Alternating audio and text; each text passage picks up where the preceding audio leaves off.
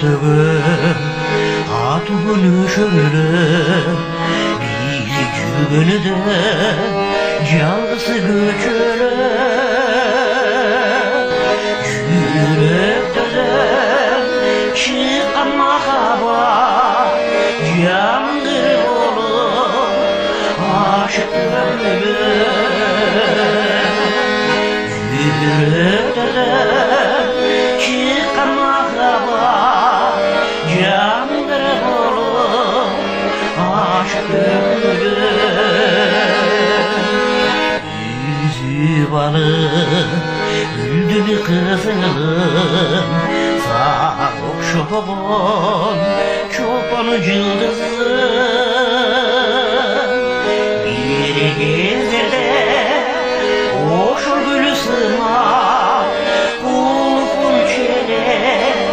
hazır kaynasın bir gezerde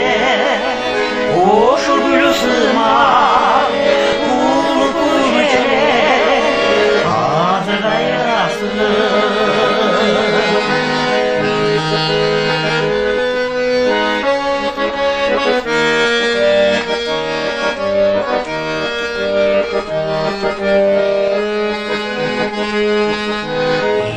İzleyip seni güldüğün içine tapayım bir o sızdayım içimde